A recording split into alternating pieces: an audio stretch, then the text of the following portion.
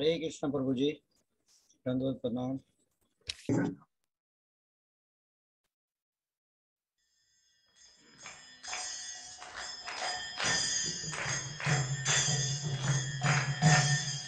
जय राधा माधव कुंज बिहारी,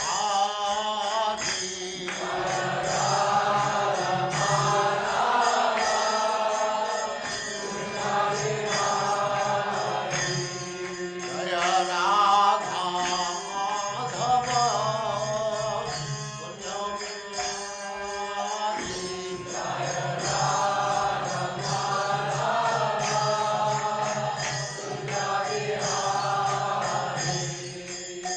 गोपी जन वल्लभ गिरिवरधारी,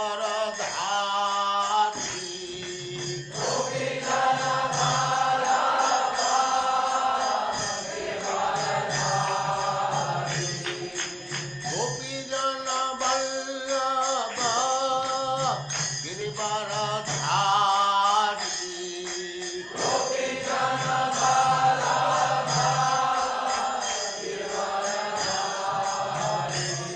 जय राधा माधव कुंज बिहारी,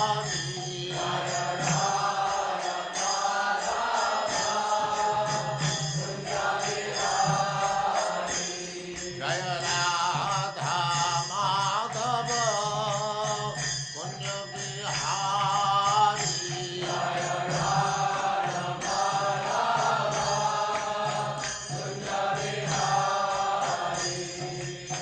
गोपी जन वल्लभ गिरिवरधारी,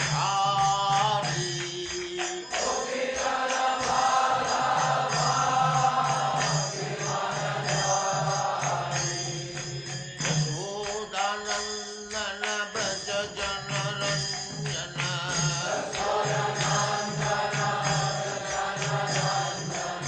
यशोदानंदन ब्रज जन रंजन,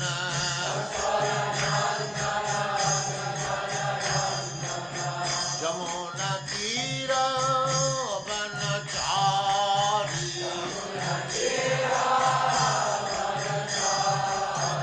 यमुना तीर वनचारी,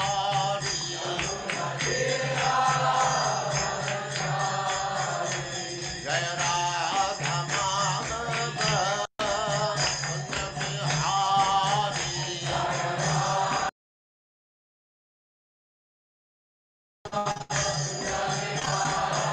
जय राधा माधव कुंज बिहारी,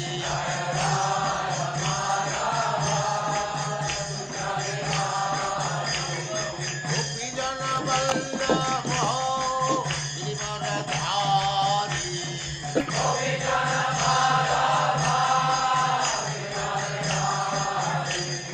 गोपी जन वल्लभ गिरिवरधारी,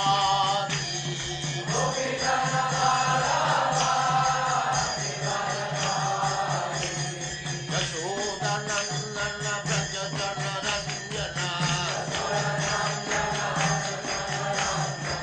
यशोदानंदन ब्रज जन रंजन, जमुतीर वनचारी, जय राधा माधव कुंज बिहारी,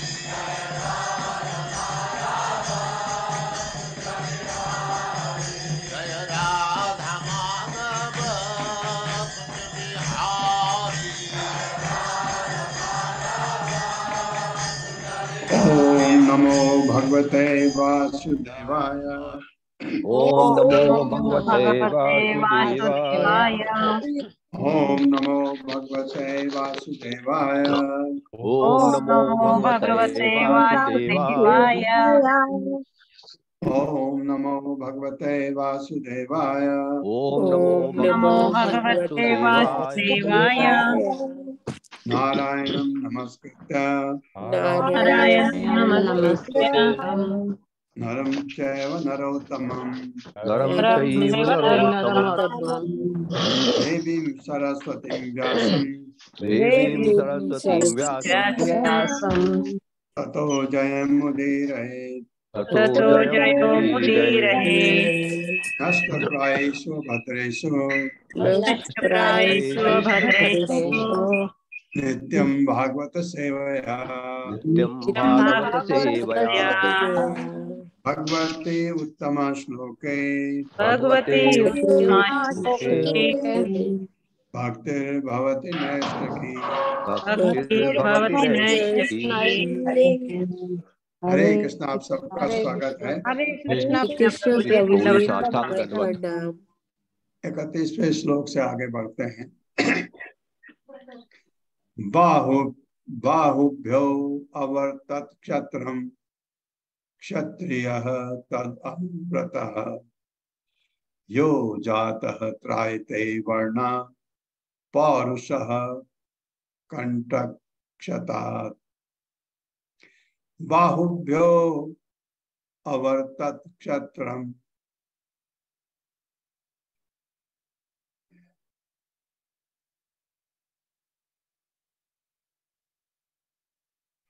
बाहुभ्यो अवर्तत क्षत्रम क्षत्रियः तद अनुव्रतः यो जातः त्रायते वर्णा पौरुषः कंटक्षतात्। मेरे साथ पढ़िए।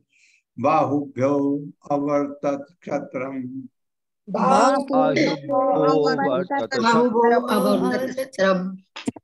क्षत्रियः तद अनुव्रतः यो जातः त्रायते वर्णान् यो जातस्त्रायते वर्णान् पौरुषः कंटक्षतात्।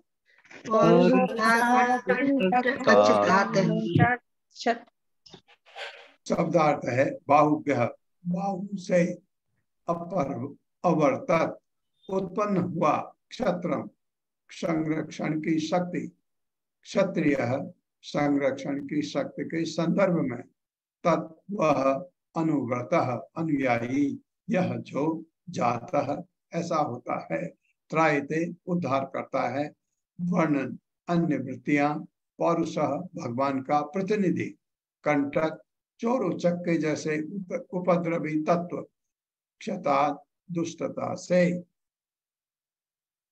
ये मैत्रेय मुनि विदुर को बता रहे हैं कि उन्होंने पूछा था कि ये सब सृष्टि वगैरह सब कैसे हुई, मुझे बताइए।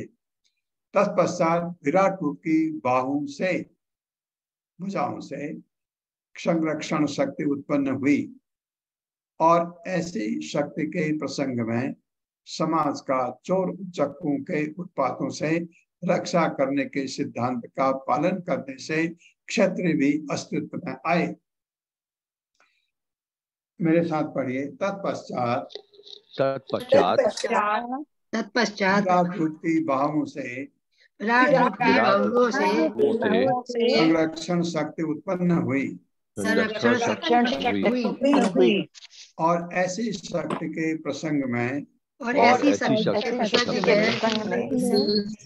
समाज का चोर उचक्कों के उत्पातों से रक्षा करने के सिद्धांत का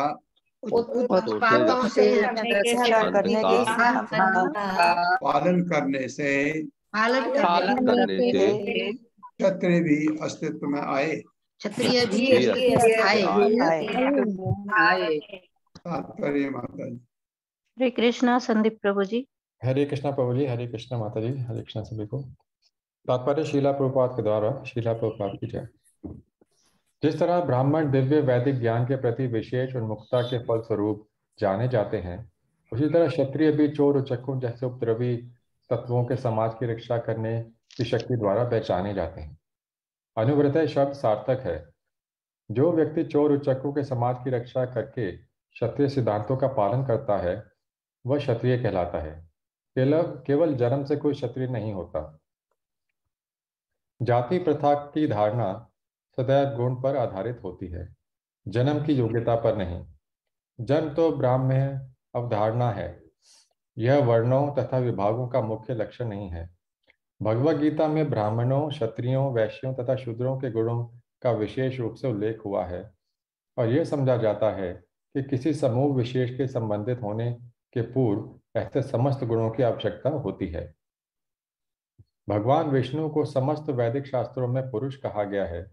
कभी कभी जीवों को पुरुष कहा जाता है, यद्यपि वे अनिवार्यतः पुरुष शक्ति यानी पराशक्ति या परा प्रकृति अर्थात पुरुष की पराशक्ति हैं। पुरुष यानी भगवान की बहिरंगा शक्ति द्वारा मोहित होकर जीव भ्रमवश अपने को पुरुष समझने लगते हैं, यद्यपि उनमें से कोई गुण नहीं होते। भगवान में रक्षा करने की शक्ति होती है। ब्रह्मा, विष्णु तथा महेश्वर, इन तीनों देवताओं में से पहले से शक्ति होती है। में रक्षा करने की तथा तीसरे में संहार करने की शक्ति होती है।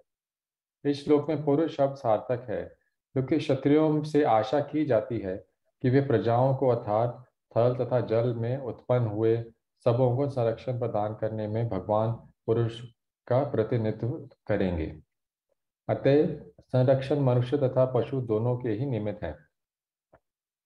आधुनिक समाज में प्रजा को चोर उच्चकों से सुरक्षित नहीं रखा जाता। आधुनिक प्रजातंत्र राज्य में क्षत्रिय हैं ही नहीं, वैश्यों तथा शूद्रों की सरकार है और पहले की तरह ब्राह्मणों तथा क्षत्रियों की सरकार नहीं है। महाराज युधिष्ठिर तथा उनके पौत्र महाराज परीक्षित विशिष्ट प्रकार से क्षत्रिय राजा थे, क्योंकि उन्होंने सभी मनुष्यों तथा पुरुषों सभी को संरक्षण प्रदान किया। जब साक्षात कली ने एक गाय का वध करना चाहा तो महाराज परीक्षित तुरंत उस दुष्ट को वध करने के लिए सन्नद्ध हो गए और कली को अपने राज्य से बाहर निकाल दिया। यह एक पुरुष का अथवा भगवान विष्णु के प्रतिनिधि का लक्षण है। वैदिक सभ्यता के अनुसार योग क्षत्रिय राजा को भगवान जैसा सम्मान प्रदान किया जाता है, क्योंकि वह प्रजा को संरक्षण प्रदान करके भगवान का प्रतिनिधित्व करता है। आधुनिक निर्वाचित राज्याध्यक्ष चोरी के मामलों में संरक्षण नहीं दे पाते, अतः मनुष्य को बीमा कंपनी की संरक्षण प्राप्त करना पड़ता है। आधुनिक मानव समाज की समस्याएं योग्य ब्राह्मणों तथा क्षत्रियों के भाव एवं तथा कथित सामान्य मताधिकार द्वारा वैश्यों तथा शूद्रों से अत्यधिक प्रभाव के कारण है। हरे कृष्णा प्रभु जी। वैश्यों का पर्टिकुलरली शूद्रों का भी है, उत्पाद मचाते हैं, तो वैश्यों का क्योंकि व्यापार वो बहुत महान हो गया आजकल, उसकी तरफ ब्राह्मण भी खींचे जाते हैं। अरे पैसा कमाओ, बिजनेस में चले जाओ, ब्राह्मण का वो काम नहीं है। तो भी ये राजा प्रभुपाद कह रहे हैं, राजा ऐसा है तो राजा वो की पूजा की जाती है, क्योंकि वो भगवान का प्रतिनिधि है। पूरे समाज में पूरे जनता का को वो संरक्षण देता है।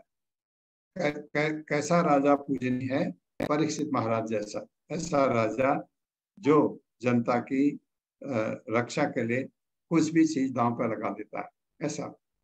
तो ये क्षत्रिय आए अस्तित्व में, ये बताया मैत्रेयी मुनि ने विदुर को। 32वां श्लोक है, विशो अवर्तन्त तस्य उर्वो लोकवृत्ति करीर्विभो वैश्यः तद् उद्भवो वार्तां नृणां यः समवर्तयत्। मेरे साथ पढ़िए, विशो अवर्तन्त तस्य उर्वो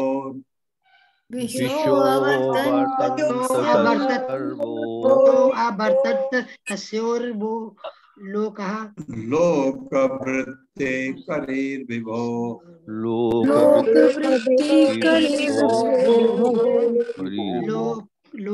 वैश्यः तद्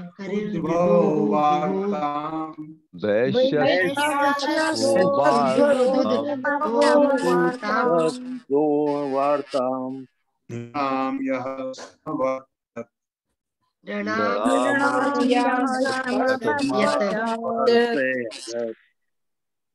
शब्दार्थ है विषय, उत्पादन तथा वितरण द्वारा जीविका का साधन। अवर्तन उत्पन्न किया उसका विराट रूप, उर्वो जागों से, तस्य उर्वो है ना ऊपर, विश्व अवर्तन तस्य उर्वो, तस्य उसके जागों से, लोक वृद्धि करी आजीविका के साधन विभो भगवान के वैश्य वैश्य जात, तत् उनका उद्भव समायोजन जन्म, वार्ता जीविका का साधन, निर्णाम सारे मनुष्य की यह जिसने संवर्तयत संपन्न किया, समस्त पुरुषों की जीविका का साधन अर्थात अन्न का उत्पादन तथा समस्त प्रजा में उसका वितरण भगवान के विराट रूप की जागों से उत्पन्न किया गया। वे व्यापारी जन जो ऐसे कार्य को संभालते हैं वैश्य कहलाते हैं। मेरे साथ पढ़िए, समस्त पुरुषों की जीविका का साधन, समस्त पुरुषों की जीविका का साधन अर्थात अन्न का उत्पादन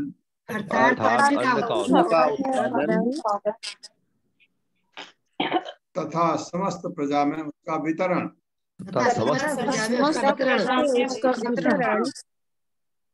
भगवान के विराट रूप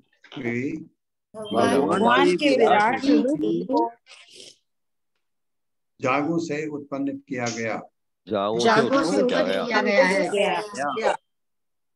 वे व्यापारी जन जो ऐसे कार्य को संभालते हैं,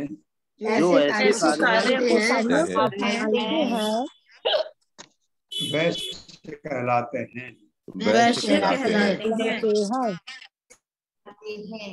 हाँ, आपको आया इसमें, आपने जो कहा भक्तियों से ब्राह्मण आ गए और पूजाओं से क्षत्रिय, भगवान के जागों से वैसे आ गए। ये तात्पर्य माता जी। हरे कृष्णा सुधीर प्रभु जी। हरे कृष्णा, दंडवत प्रणाम हरे को। और श्री प्रभुपाद जी की जय। श्री प्रभुपाद जी के द्वारा तात्पर्य, मानव समाज की जीविका के साधन को यहाँ पर स्पष्ट रूप से विष कहकर व्यक्त किया गया है, जिसका अर्थ है कृषि तथा कृषि उत्पादों के वितरण का व्यापार, जिसमें यातायात, बैंकिंग इत्यादि सम्मिलित है। उद्योग तो जीविका का कृत्रिम साधन है और बड़े पैमाने वाले उद्योग तो विशेषकर समाज की सारी समस्याओं का जड़ है। भगवत गीता में भी विश्व में लगे वैश्यों के कर्तव्य, गौरक्षा, कृषि तथा व्यापार बतलाए गए हैं। हम पहले ही व्याख्या कर चुके हैं कि मानव अपनी जीविका के लिए सुरक्षा पूर्वक गाय तथा कृषि भूमि पर निर्भर रह सकते हैं। बैंकिंग तथा यातायात द्वारा उपज का विनिमय इस प्रकार की जीविका की एक शाखा है। वैश्य कई उपविभागों में बटे हैं। उनमें से कुछ क्षेत्रीय या भूमि के स्वामी हैं, कुछ कृष्ण या भूमि जोतने वाले कहलाते हैं, कुछ तिल वणिक अर्थात अन्न उत्पन्न करने वाले कहलाते हैं, कुछ गंध वणिक अर्थात मसाले का व्यापार करने वाले कहलाते हैं, और कुछ सवर्ण वणिक अर्थात सोने तथा बैंकिंग के व्यापारी कहलाते हैं। ब्राह्मण शिक्षक तथा गुरु होते हैं। क्षत्रिय नागरिकों की चोर उचक्कों से रक्षा करते हैं और वैश्य उत्पादन तथा वितरण के लिए उत्तरदायी हैं। शूद्र कम बुद्धिमान श्रेणी के ऐसे लोग हैं जो सर्वत्र से उपयुक्त कार्य नहीं कर सकते। अपनी जीविका के लिए तीन उच्चतर श्रेणियों की सेवा करने के लिए होते हैं। पूर्व काल में ब्राह्मणों के जीवन की सारी आवश्यकताएं क्षत्रियों तथा वैश्यों द्वारा पूरी की जाती थी, क्योंकि जीविका कमाने के लिए उनके पास समय नहीं रहता था। क्षत्रियगण वैश्यों तथा शूद्रों से कर वसूल करते थे, किंतु ब्राह्मण आयकर या भूमि लगान देने से मुक्त रखे जाते थे। मानव समाज की यह प्रणाली इतनी उत्तम थी कि कोई भी राजनीतिक, सामाजिक तथा आर्थिक उथल पुथल नहीं मचती थी। अतः विभिन्न जातियां अथवा वर्ण विभाजन शांतिमय मानव समाज बनाए रखने के लिए आवश्यक है। हरे कृष्णा। अति आवश्यक है, ये सबकी आवश्यकता है ऐसे, क्योंकि ये चातुर्वर्ण माया सिस्टम भगवान के द्वारा बनाया गया। 33वां श्लोक है, पदभ्याम भगवतो यज्ञे शुश्रूषा धर्म सिद्धये तस्याम जातः पुरा शूद्रो यद्वृत्त्या तुष्यते हरिः। मेरे साथ पढ़िए, पदभ्याम भगवतो यज्ञे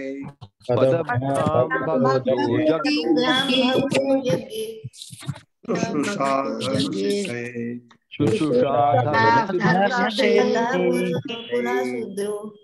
तस्याम जातः पुरा शूद्रो यद्वृत्त्या तुष्यते हरिः।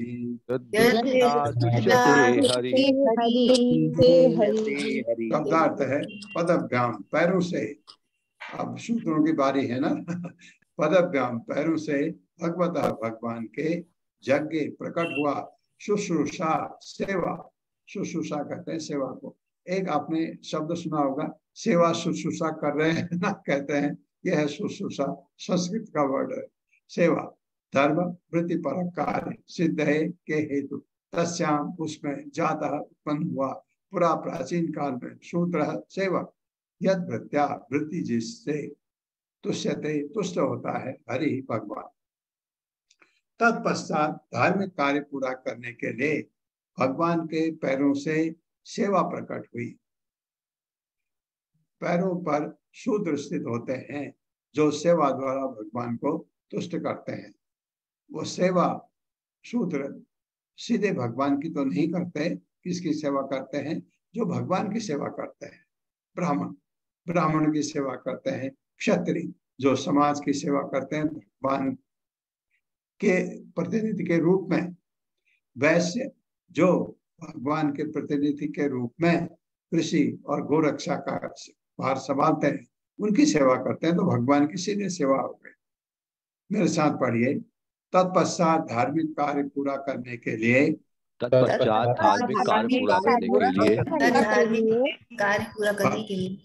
भगवान के पैरों से सेवा प्रकट हुई।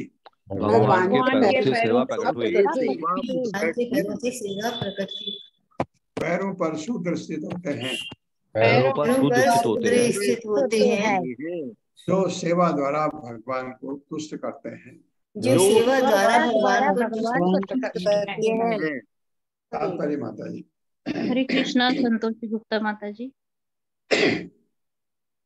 हरे कृष्णा प्रभु जी। हरे कृष्णा माता जी। सील प्रभुपाद जी की जय। सील प्रभुपाद जी के द्वारा तात्पर्य, सेवा सभी जीवों की असली स्वाभाविक वृत्ति है। जीव भगवान की सेवा करने के निमित्त है और वे इस सेवा भाव से धार्मिक सिद्धि प्राप्त कर सकते हैं। कोई भी व्यक्ति सैद्धांतिक ज्ञान प्राप्त करने के लिए केवल चिंतन द्वारा धार्मिक सिद्धि प्राप्त नहीं कर सकता। अध्यात्मवादियों का ज्ञानी वर्ग आत्मा तथा पदार्थ का अंतर जानने के लिए ही चिंतन करता रहता है, किंतु ज्ञान द्वारा उसे मुक्त हुए आत्मा के कार्यों की कोई जानकारी नहीं रहती। यह कहा जाता है कि जो लोग वस्तुओं को यथारूप में जानने के लिए मानसिक चिंतन ही करते रहते हैं और भगवान की प्रेमा भक्ति में नहीं लगते, वे केवल अपने समय की बर्बादी करते हैं। यहाँ पर यह स्पष्ट कहा गया है कि सेवा का सिद्धांत धार्मिक विधि को पूरा करने के निमित्त भगवान के पांवों से उत्पन्न किया गया था, किंतु यह दिव्य सेवा भौतिक जगत के सेवा भाव से भिन्न है। भौतिक जगत में कोई भी सेवक नहीं बनना चाहता, हर व्यक्ति स्वामी बनना चाहता है, क्योंकि मिथ्या स्वामित्व बद्ध जीव का मूलभूत रोग है। भौतिक जगत में बद्ध जीव अन्यों पर प्रभुत्व जताना चाहता है। भगवान की बहिरंगा शक्ति द्वारा मोहित होकर वह भौतिक जगत में सेवक बनने के लिए बाध्य किया जाता है। बद्ध जीव की यही असली स्थिति है। भ्रामक बहिरंगा शक्ति का अंतिम पाश भगवान से एकाकार होने की अवधारणा है और इसी धारणा के कारण भ्रमित जीव अपने को भूल से मुक्त आत्मा तथा नारायण के तुल्य मानते हुए भौतिक शक्ति के बंधन में पड़ा रहता है। वस्तुतः ब्राह्मण की अपेक्षा शूद्र होना और सेवा भाव का विकास करना श्रेयस्कर होता है, क्योंकि केवल इसी भाव से भगवान तुष्ट होते हैं। प्रत्येक जीव को भले ही योग्यता के अनुसार वह ब्राह्मण हो, स्क्रीन थोड़ा ऊपर कीजिए प्रभु, ब्राह्मण हो, भगवान की दिव्य सेवा करनी चाहिए। भगवत गीता तथा श्रीमद् भागवत दोनों ही इसकी परिपुष्टि करते हैं कि यह सेवा भाव जीव की सिद्धि है। ब्राह्मण, क्षत्रिय, वैश्य या शूद्र एकमात्र भगवान की सेवा करके ही अपने वृत्ति पर कर्तव्य को पूरा कर सकता है। ब्राह्मण से अपेक्षा की जाती है कि वैदिक ज्ञान में अपनी पूर्णता के कारण वह इस तथ्य को जाने। अन्य वर्गों को ब्राह्मण, वैष्णव योग्यता के अनुसार ब्राह्मण तथा कर्म द्वारा वैष्णव के निर्देश का अनुगमन करना चाहिए। इससे संपूर्ण समाज अपने सामाजिक ढांचे की व्यवस्था के अनुसार पूर्ण बन सकेगा।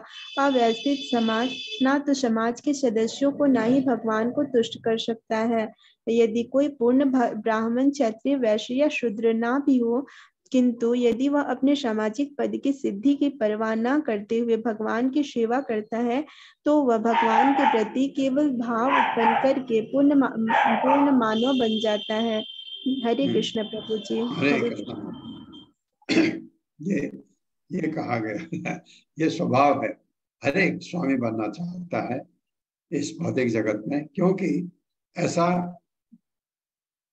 अगर आप कहें कि गलत है, गलत तो है, हमको सेवा का भाव होना चाहिए, लेकिन हर कोई स्वामी बनना चाहता है। कारण क्या है कि हम अंदर आत्मा है, आत्मा भगवान परमात्मा का एक अंश है, भगवान तो स्वामी है, तो वो गुण उसमें भी है कि मैं भी स्वामी बनूं। ये हम में ये गुण आता है, ये देह आत्मा की वजह से ये बताया गया। लेकिन शूद्रों का, क्योंकि वो सेवा करते हैं, ये बहुत बड़ी चीज है।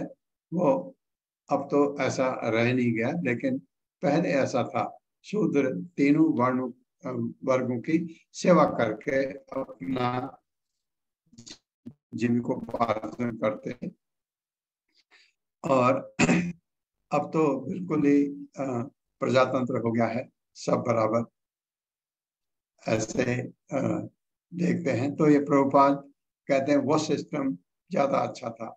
अब वो सिस्टम अभी नहीं आ सकता, क्योंकि जब अब कलयुग खत्म होगा उसके बाद ही आपको वो सिस्टम मिलेगा। एते वर्णा स्वधर्मेण यजन्ति स्वगुरुं हरिं श्रद्धया आत्मविशुद्ध्यर्थम यज्जाताः सहवृत्तिभिः। मेरे साथ पढ़िए, एते वर्णा स्वधर्मेण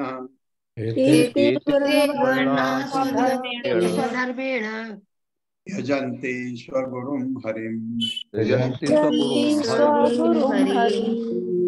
श्रद्धया आत्मविशुद्ध्यर्थम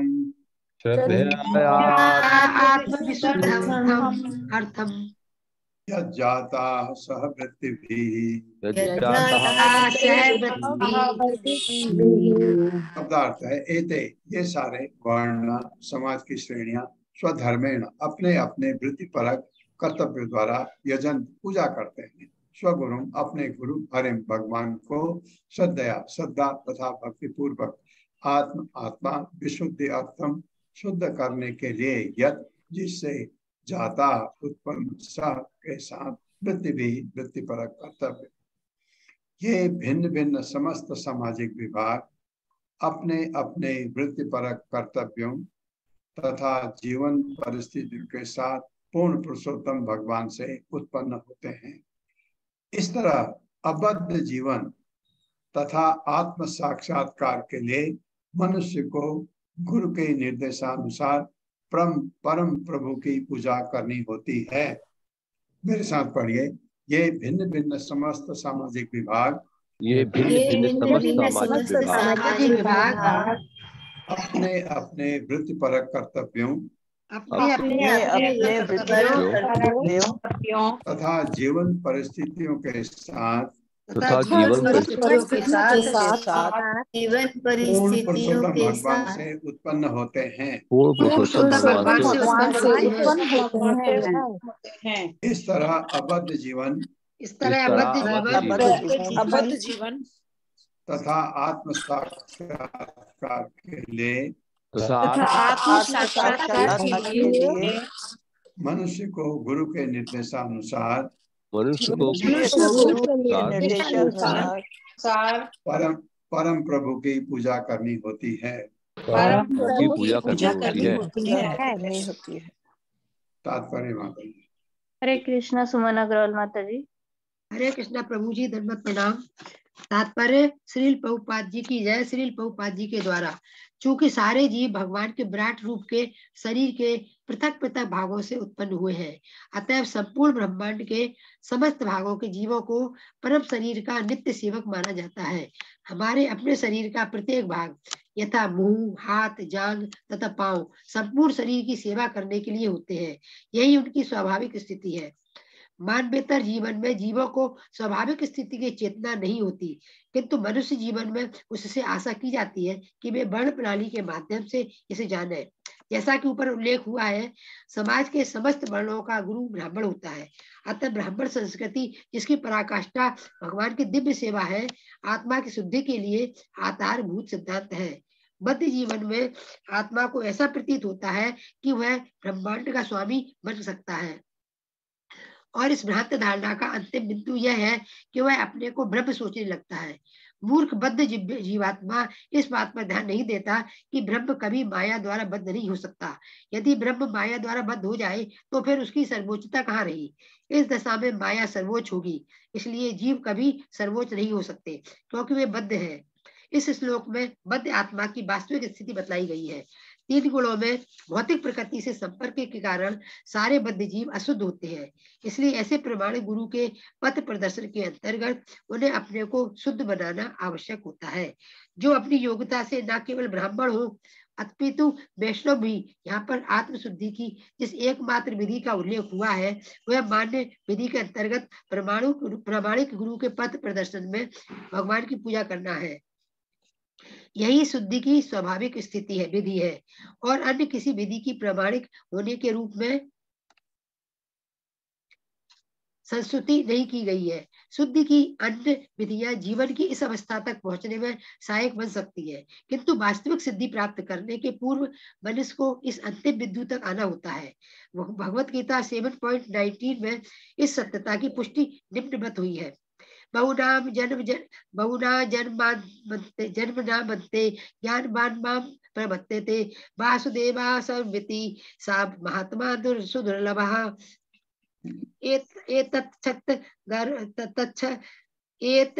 हो गया माता जी, हो गया। अच्छा, हरे कृष्ण। हो गया। वो अलग श्लोक है धन्यवाद माता प्रभु जी, जी, हो गया। हरे कृष्ण। धन्यवाद धन्यवाद।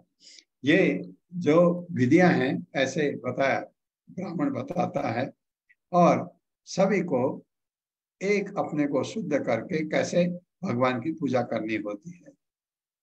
भगवान को स्वामी मान करके मैं भगवान का दास हूँ, ये जो बताया है, ये अशुद्धि क्या आ गई हमें?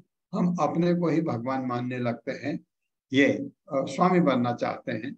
ये अशुद्धि है, क्योंकि अशुद्धि नहीं है, मतलब अशुद्धि है, ये हम जानबूझ के नहीं करते हैं, ये हमें आ जाता है। माया के पास में है, हम माया के जाल में है, तो उसमें ये प्रकृति के 3 गुणों से हम बधे हुए हैं, बद्ध जीव हैं। तो हमको शुरू कैसे करना है?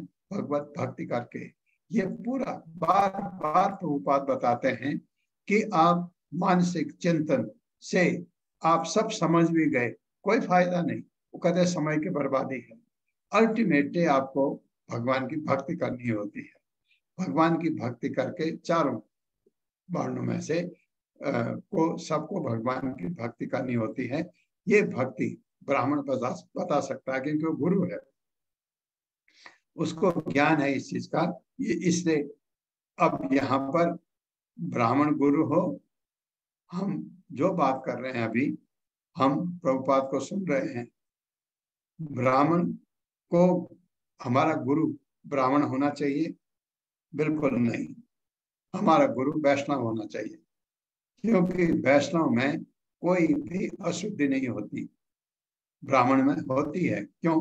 ब्राह्मण में सतोगुण में है ब्राह्मण, रजोगुण में भी घुस जाता, कभी कभी अहंकार आ जाता ब्राह्मण में, तो वो शुद्ध सत्व नहीं है।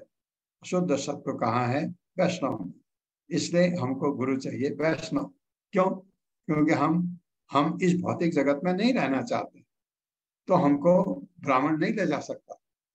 ब्राह्मण भी अगर वैष्णव बन जाए तब बहुत अच्छी बात है।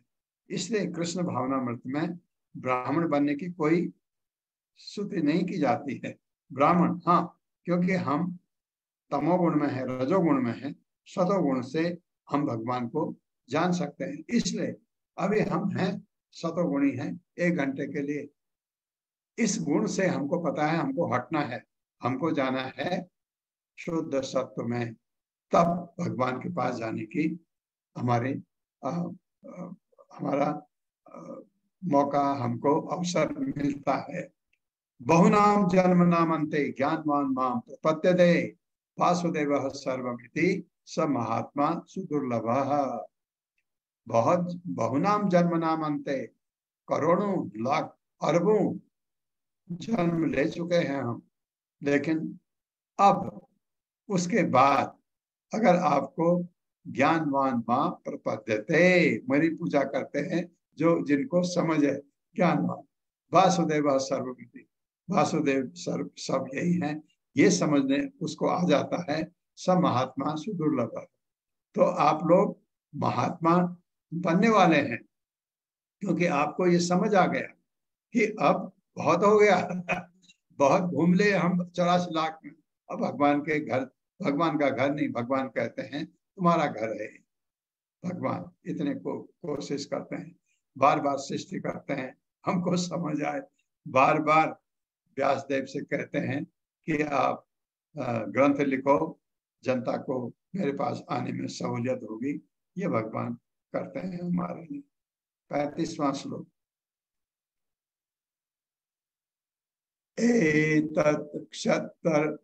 एतत्क्षतः भगवतो दैव कर्म आत्मरूपिणः कः श्रद्धात् उपाकर्तुं योग माया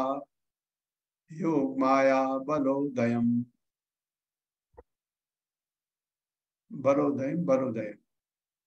एतत्क्षतः भगवतो दैव कर्म आत्मरूपिणः कः श्रद्धात् उपाकर्तुं योग माया बलोदयम्। मेरे साथ पढ़िए। एतत्क्षतः भगवतो भगवतो दैव कर्म आत्मरूपिणः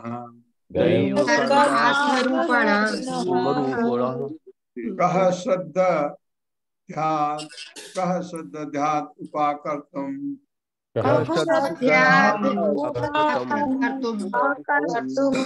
योग माया बलोदयम्।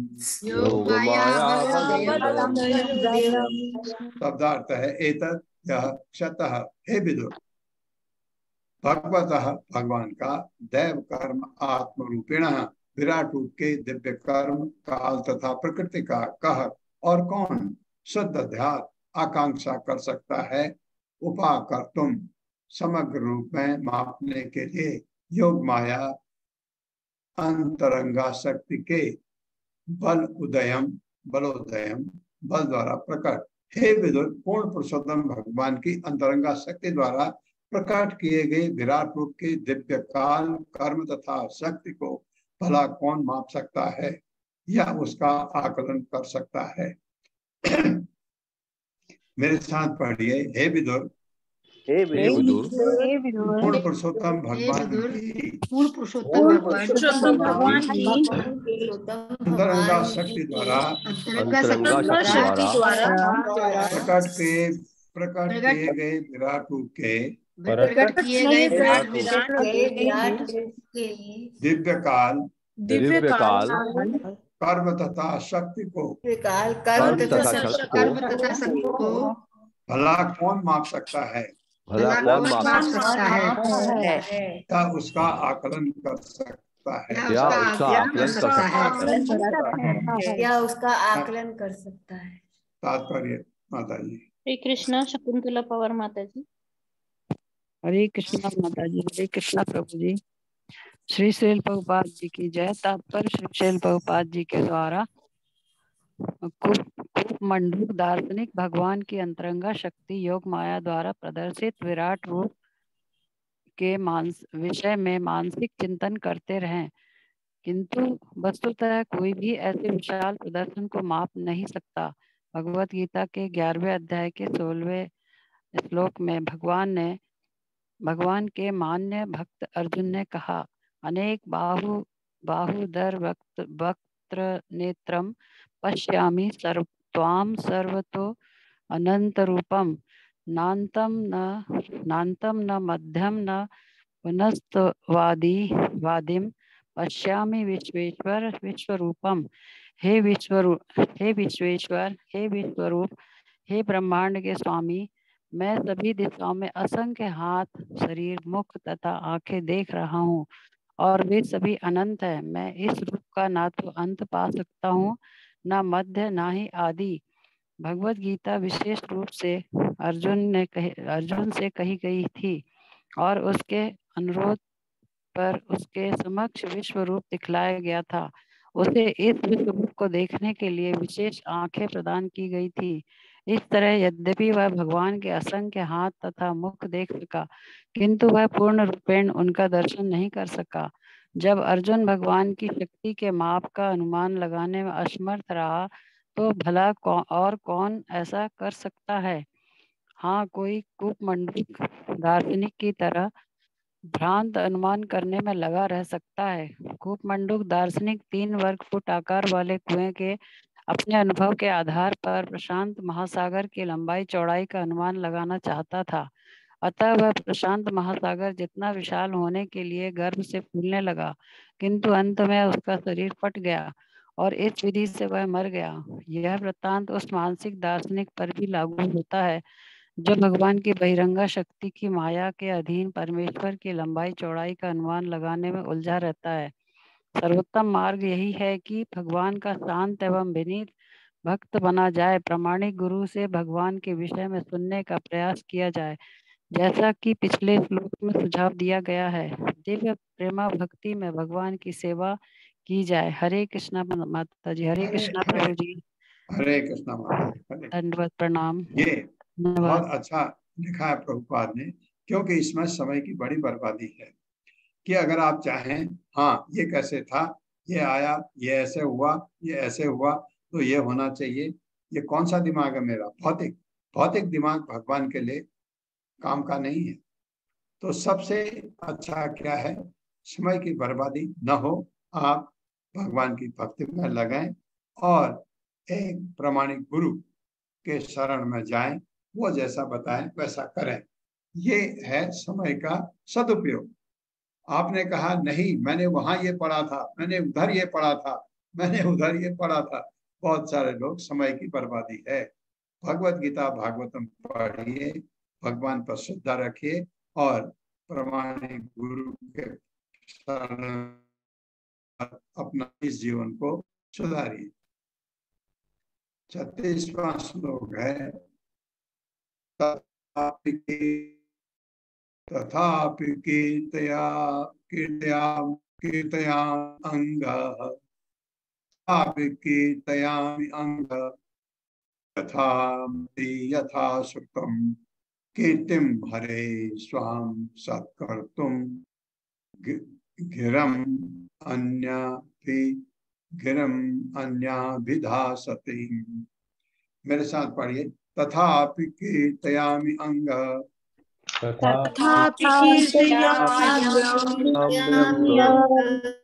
यथामति यथा श्रुतम् कीर्तम् हरे स्वां सत्कर्तुम्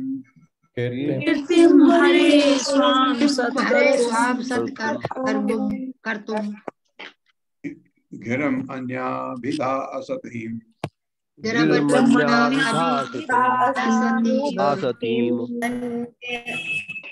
अन्याभिधा सतीम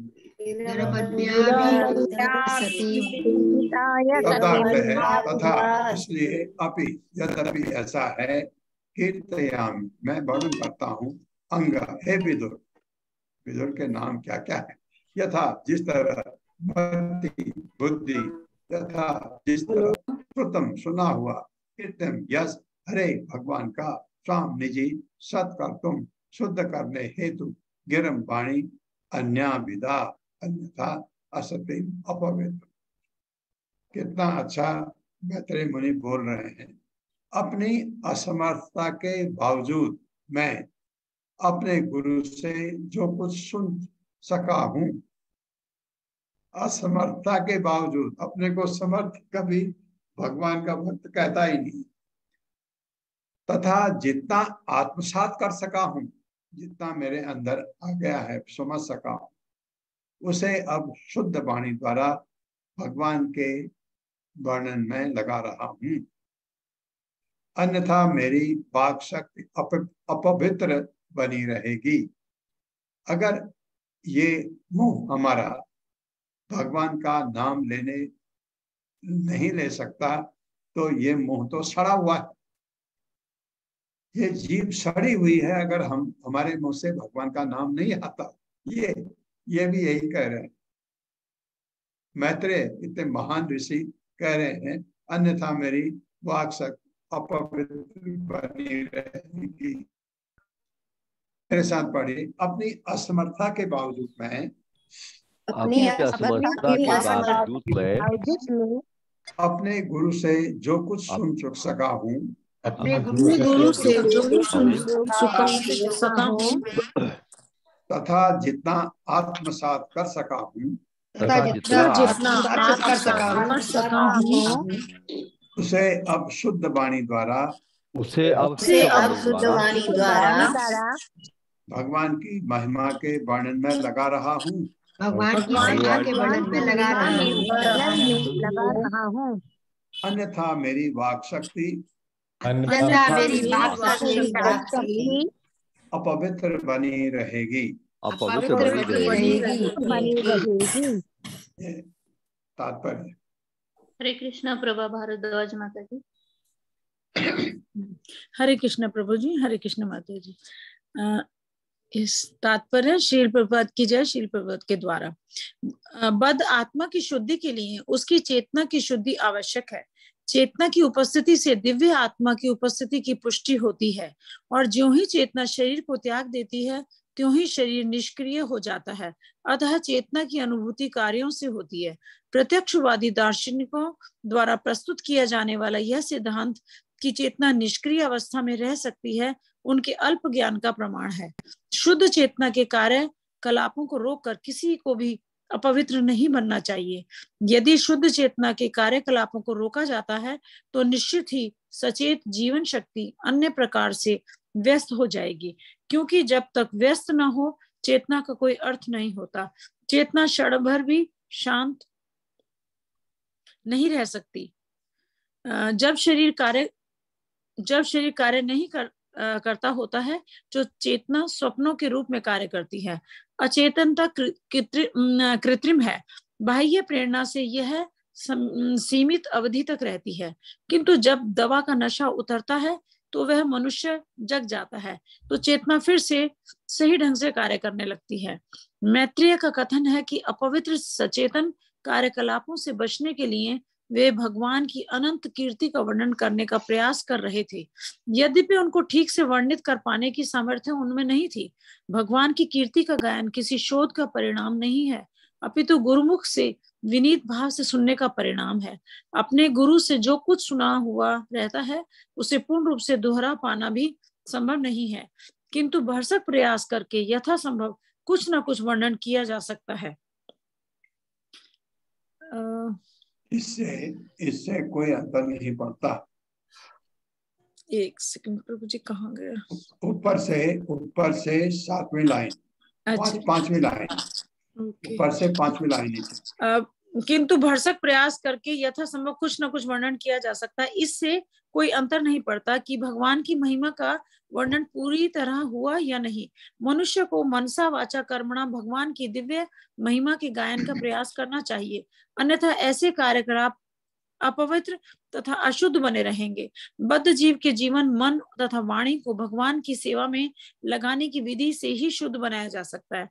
वैष्णव मत का त्रिदंडी सन्यासी 3 दंड धारण करता है और ये दंड शरीर, मन तथा वाणी से भगवान की सेवा में लगने के व्रत के प्रतीक हैं, जबकि एक दंडी सन्यासी ब्रह्म से एकाकार होने का व्रत लेता है। चूंकि भगवान परम है, अतः उसमें तथा उसकी महिमा में कोई अंतर नहीं है। वैष्णव सन्यासी द्वारा गाई जाने वाली भगवान की महिमाएं भगवान जैसी आगे भगवान जैसी ही सारपूर्ण है। अतः भगवान की महिमा का वर्णन करते हुए भक्त दिव्य रुचि में अभिभूत होकर उनसे एकाकार हो जाता है। यद्यपि यह शाश्वत रूप से दिव्य सेवक बना रहता है, भक्त की यह एक साथ अचिंत्य भेदाभेद स्थिति उसे शाश्वत रूप से शुद्ध बनाती है और इस तरह उसका जीवन पूर्ण रूपेण सफल बन जाता है। धन्यवाद। हरे कृष्ण। हरे कृष्ण। ये देखे, वैष्णव मत का त्रिदंडी सन्यासी 3 दंड धारण करता है।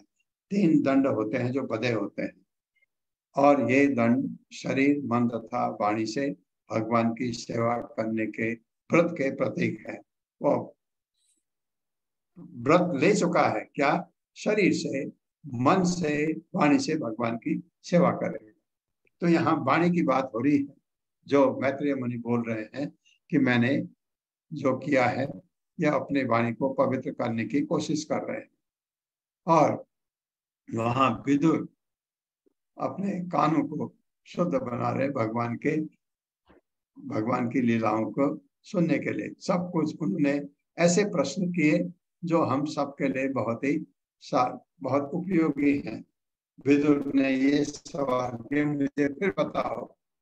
विदुर को पता होगा भगवान के, क्योंकि वो भगवान के महान भक्त थे, वेद व्यास के पुत्र हैं, बहुत बुद्धिमान थे विदुर। फिर भी मैत्रेय मुनि के पास गए और उनसे सुनना तो चाहते थे उद्धव से। उद्धव से उम्र में बड़े थे, इसलिए उद्धव ने उनको कहा कि आप मैत्रेय मुनि से नजदीक में हैं, उनसे सुनिए। वो भगवान जब इस तिरोधान के से पहले मैत्रेय मुनि से वो अपना ज्ञान देके गए थे, ये बताया। एकांत लाभम वचसो न पुंसाम सुश्लोक मौलेर गुणवादम आहु श्रुतैश्च विद्वद्भिरूपाकृतायां कथा सुधायां उपसंप्रयोगम। मेरे साथ पढ़िए। एकांत लाभम वचसो न पुंसाम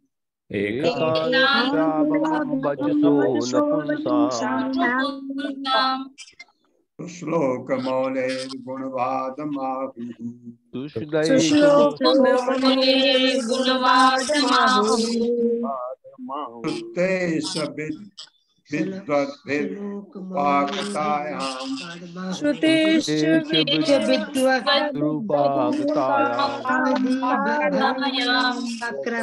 सुधायाम उपसंप्रयोगम।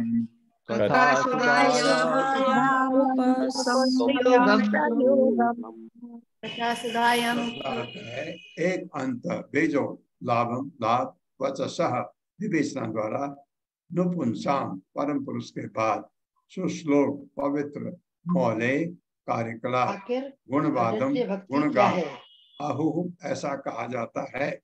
श्रुते कान का च भी विद्वद्भि विद्वान द्वारा उपाकृतायाम इस तरह संपादित कथा सुधायाम ऐसे दिव्य संदेश रूपी अमृत में उपसंप्रयोगम असली उद्देश्य को पूरा करता है होने से मानवता का सर्वोच्च सिद्धि प्रद लाभ पवित्रकर्ता के कार्यकलापों तथा महिमा की चर्चा में प्रवृत्त होना है।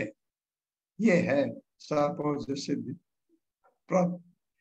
ऐसे कार्यकलाप महान विद्वान ऋषियों द्वारा इतनी सुंदरता से लिपिबद्ध हुए हैं कि कान का असली प्रयोजन उनके निकट रहने से ही पूरा हो जाता है। मेरे साथ पढ़िए, मानवता का सर्वोच्च सिद्धिप्रद सिद्धप्रद लाभ पवित्रकर्ता के कार्यकलापों तथा महिमा की चर्चा में प्रवृत्त होना है।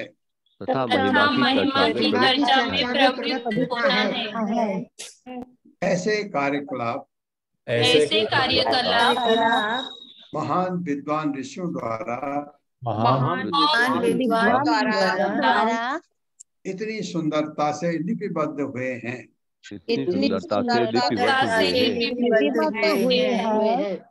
कान का असली प्रयोजन उनके निकट रहने से ही पूरा हो जाता है। उनके निकट रहने से ही पूरा हो जाता है। हाँ, ये मतलब अगर जो ये ऋषियों ने लिपिबद्ध हुए, जैसे ये महान ऋषि है वेद व्यास, उन्होंने इतने ग्रंथ लिखे, उन ग्रंथों के जो उनको सुनने से कान का असली प्रयोजन उनके निकट रहने से ही पूरा हो जाता है। निकट रहने से मतलब जहाँ ये ग्रंथों के बारे में बात हो रही है उसके निकट आप सुन रहे हैं तो आपके कानों का काम पूरा हो गया। भगवान ने आपको एक कान दिए, इसको आपने इस्तेमाल किया, इसका आपने उपयोग किया भगवान के बारे में सुनने के लिए, ये इसकी पूर्ति हो गई। कितना बढ़िया लिखा है, पढ़ लिया ना मेरे साथ? जी प्रभु जी। तात्पर्य माता जी। हरे कृष्णा पूनम चौहान माता जी। हरे कृष्णा माता जी। हरे कृष्णा प्रभु जी, धन्यवाद प्रणाम। तात्पर्य श्रील प्रभुपाद जी के द्वारा श्री प्रभुपाद जी की जय। निर्विशेषवादी भगवान के कार्यकलापों को सुनने से अति भयभीत रहते हैं, क्योंकि वे सोचते हैं कि ब्रह्मा के दिव्य पद से प्राप्त सुख ही जीवन का चरम लक्ष्य है। वे सोचते हैं कि हर एक का कार्य, चाहे वे भगवान ही क्यों न हो, लौकिक होता है। किंतु इस श्लोक में सुख का जो भाव व्यक्त है वह भिन्न है, क्योंकि यह परम पुरुष के कार्यों को बतलाता है जिनके गुण दिव्य होते हैं। गुणवादम शब्द महत्वपूर्ण है, क्योंकि भगवान के गुण तथा उनके कार्यकलाप एवं उनकी लीलाएं भक्तों की चर्चा के विषय होते हैं। मैत्रेय जैसा ऋषि निश्चय ही लौकिक गुणों वाली किसी बात की चर्चा करने में रुचि नहीं रखता, फिर भी वे कहते हैं कि दिव्य साक्षात्कार की सर्वोच्च सिद्धिप्रद अवस्था भगवान के कार्यकलापों की चर्चा करना है। इसलिए श्रील जीव गोस्वामी इस निष्कर्ष पर पहुंचते हैं कि भगवान के दिव्य कार्यकलापों से संबंधित कथाएं कैवल्य सुख की दिव्य अनुभूति से बहुत परे हैं। भगवान के इन दिव्य कार्यकलापों को महर्षियों ने इस प्रकार लिपिबद्ध किया है कि उन कथाओं को सुनने से ही मनुष्य आत्म साक्षात्कार को प्राप्त होता है और कान तथा जीभ का भी सदुपयोग हो जाता है। श्रीमद् भागवत ऐसा ही एक महान ग्रंथ है और इसकी विषय वस्तु को सुनने सुनाने मात्र से जीवन की सर्वोच्च सिद्ध अवस्था प्राप्त हो जाती है। हरे कृष्णा प्रभु जी। बिल्कुल सही बात है। ये प्रभुपाद कह रहे हैं कि भागवतम एक ऐसा ग्रंथ है, इसकी विषय वस्तु को सुनाने मात्र से जीवन की सर्वोच्च सिद्ध अवस्था प्राप्त हो जाती है। पढ़ते पढ़ते सुनते सुनते सुनते हमको समझ आता था, अरे बद्ध हैं, हम बद्ध हैं, हटना चाहिए, इससे हम बद्ध जीवन से हटना चाहिए। प्रैक्टिस करते हैं, एकदम नहीं होता, एकदम होता है किसको? जिसको रागानुगा भक्ति हो जाती है। एकदम ज्यादा पढ़ा लिखा भी नहीं, एकदम तो आपने कुछ पढ़ा, उसको भगवान से उसको राग पैदा हो जाता है, वो रोने लग जाता है भगवान को देख करके, प्रेम भक्ति उसको मिल जाती है। ये रागानुगा भक्ति बहुत भाग्यशाली लोगों को, भाग्यशाली उनके कर्मों के हिसाब से एकदम याद आती है। तुकाराम एकदम याद आते हैं। मीरा पागल हो गई थी भगवान के लिए, सब उसको पागल कहते थे। ये भक्ति ऐसा बहुत कमों को होता है। हम जैसे लोगों को, हम इतने अशुद्ध हैं पढ़ते पढ़ते भगवान का नाम जपते जपते जपते भी हम माया से अपने को अलग नहीं कर पाते, 3 गुणों से हम अपने को मुक्त नहीं कर पाते, लेकिन छोड़ेंगे नहीं छोड़ेंगे नहीं। हरे कृष्ण कृष्ण कृष्ण हरे हरे, हरे राम राम राम हरे हरे, यही जपना छोड़ेंगे नहीं। बस सिर्फ इसके साथ क्या करना है हमको कि भौतिक चीजों से बहुत ज्यादा नहीं जुड़ना है और धीरे धीरे अलग होना है। आप मेरी अवस्था तक आओगे, बिल्कुल अलग हो जाओगे, ये आपको बहुत ध्यान रखना है। और इस मंत्र से ऐसी शक्ति है इसमें, कलयुग में यही हमारे काम आने वाला है। चैतन्य महाप्रभु कह गए इसी मंत्र को जपो, कलयुग में हरि नाम के अलावा कुछ करने की जरूरत नहीं है। तो इसलिए ये हमको इस अपने को सर्वोच्च सिद्धावस्था तक ले जाना है, यही एक तरीका है। और मैं आपको एक चीज और बताता हूँ, कलयुग में सब मूर्ख हैं। जैसे आप सोचते हैं कि मेरे से मेरा मन जब से बाहर निकल जाता है, सबका जाता है। आप कोशिश तो करिए क्या है, अभ्यासेन तो कौन्तेय वैराग्येण स गृह्यते। आएगा एक दिन, आपको बहुत अच्छी आएगी। 90% 95% तक आप पहुंच गए कि आपका मन बाहर नहीं जाता है, और 5-7% का भगवान कंसेशन आपको ग्रेस दे देंगे, उठा लेंगे। इस उम्मीद से जब आप 95% तक पहुंच जाते हैं, आप 100% होने में देर भी नहीं लगती। ओम अज्ञान तिमिरान्धस्य ज्ञानांजन शलाकया चक्षुरुन्मिलितं तस्मै श्री गुरुवे नमः। नमो विष्णुपादाय कृष्ण पृष्ठाय भूतले श्रीमते भक्ति वेदांत स्वामिनिति नामिने। नमस्ते सारस्वती देवे गौरवाणी चारणे निर्विशेष शून्यवादी पाश्चात्य देशतारणे। जय हो श्री कृष्ण चैतन्य प्रभु नित्यानंद श्री अद्वैत गदाधर शिवासादि गौर भक्त। हरे कृष्णा कृष्ण कृष्णा हरे हरे, हरे राम राम राम। हरे कृष्णा सुधीर प्रभु, हरे कृष्णा।